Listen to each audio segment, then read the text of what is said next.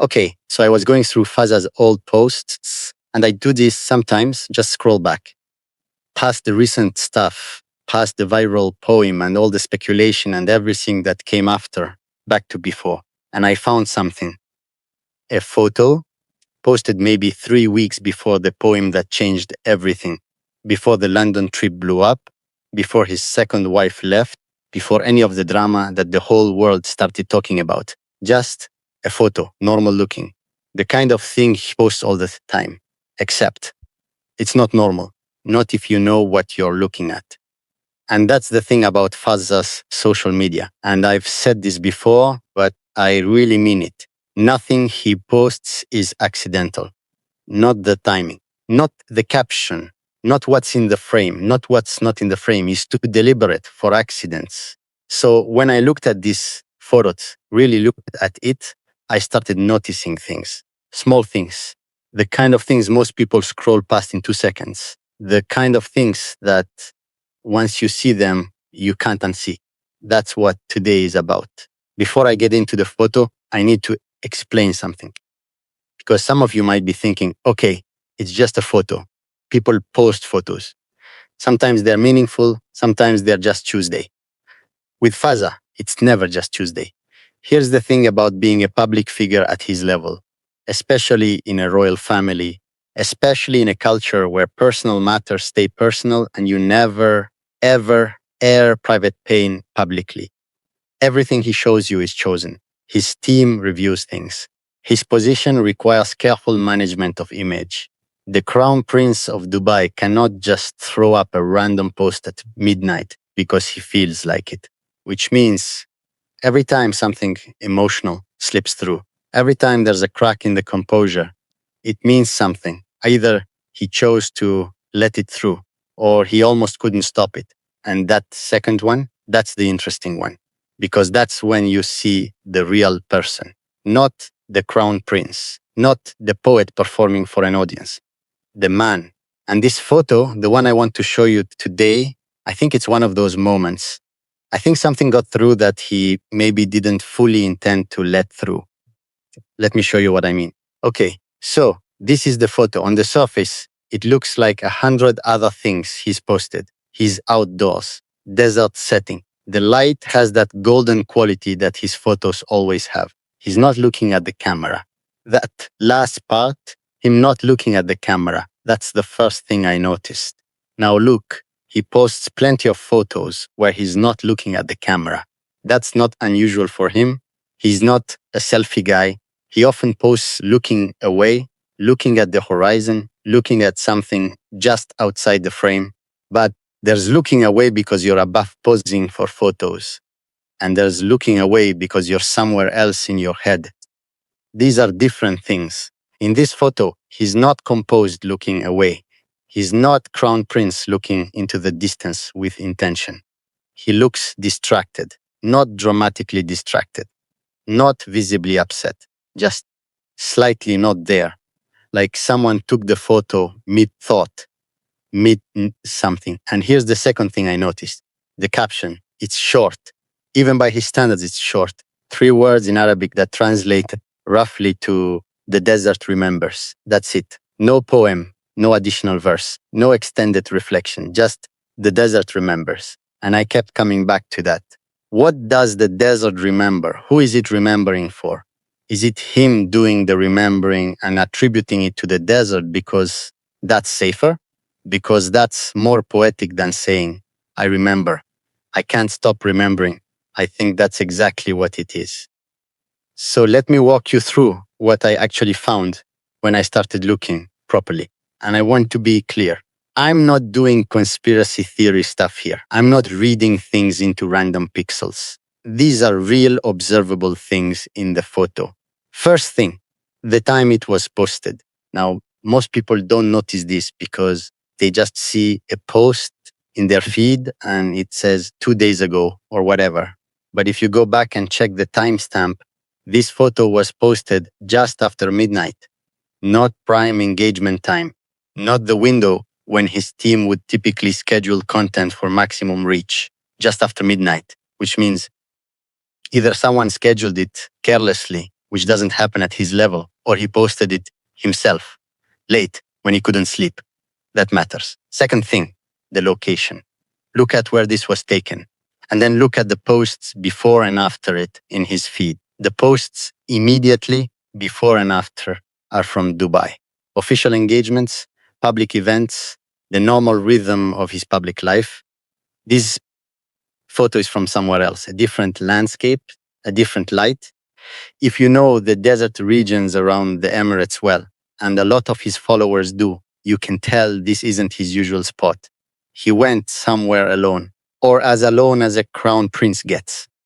He drove out somewhere quiet and sat with himself for a while, and then posted one photo with 3 words: the desert remembers. Third thing, his hands. This is the one that really got me. In almost every photo Fazza post, his posture is deliberate, upright, composed. He's always doing something with purpose. Riding, standing at attention, gesturing with the kind of control that comes from a lifetime of being photographed. In this photo, his hands are just resting in his lap, not doing anything, not arranged for the camera.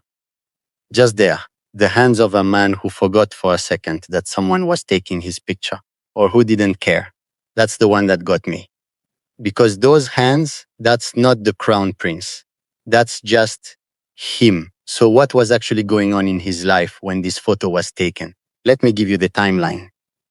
This photo comes maybe 3 weeks before the June poem, the viral one, the one that went everywhere, which means at this point, the London trip has already happened. He's already been to see Sheikh. He's already come back different in the way his second wife immediately felt. And the poem isn't out yet. The confrontation with his second wife, whatever form that took, hasn't happened yet, or is just starting to happen. He's in the middle of it. That specific, uncomfortable, unresolved middle where something has been unlocked in you that you can't put back, but you haven't yet made any decisions about what to do with it. You're not okay, but nothing has officially broken yet.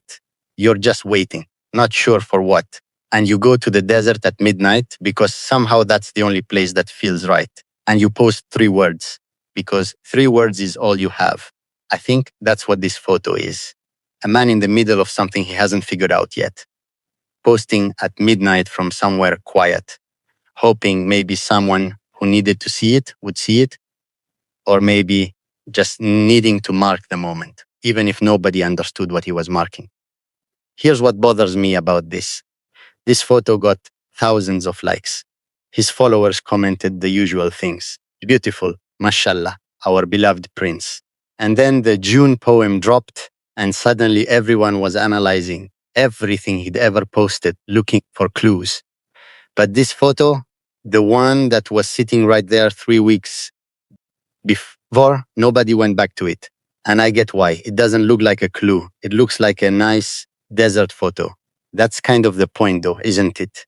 The moments when people are most honest, most genuinely themselves, rarely look dramatic from the outside. A midnight post, 3 quiet words, hands that forgot to be composed. That's it. No declaration, no poem, no obvious signal. Just a man somewhere quiet trying to carry something that was getting heavy. The people who noticed, if any of them did, probably just thought he was being poetic. Being Fazza, they weren't wrong.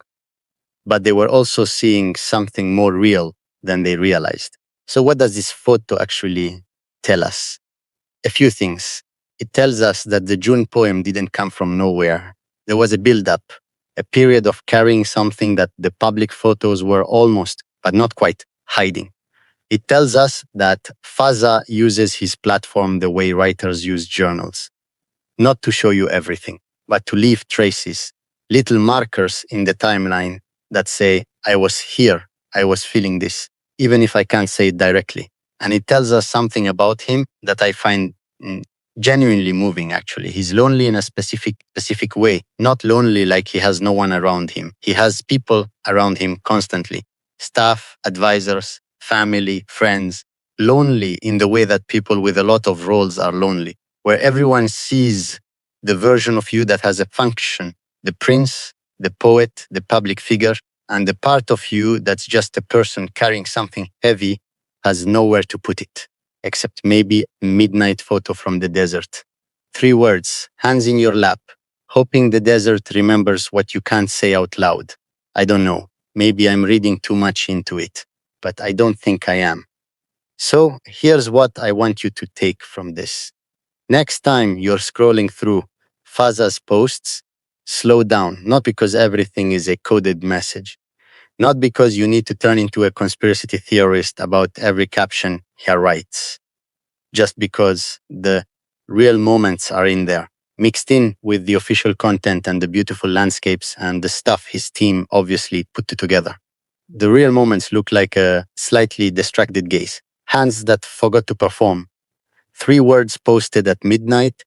You have to slow down to see them. And once you start seeing them, this whole story reads differently, less like a drama that happened to a public figure, more like a human experience that a public figure was quietly, partially, imperfectly trying to document in the only way available to him: photos, poems, 3 words from the desert at midnight. The last photo Fazza posted before everything changed. Most people saw a beautiful desert image. I saw a man in the middle of something, not sure what came next. Posting at midnight from somewhere quiet? Maybe I'm wrong, but I don't think so. If this one hit different, share it and subscribe if you're not here already. See you in the next one.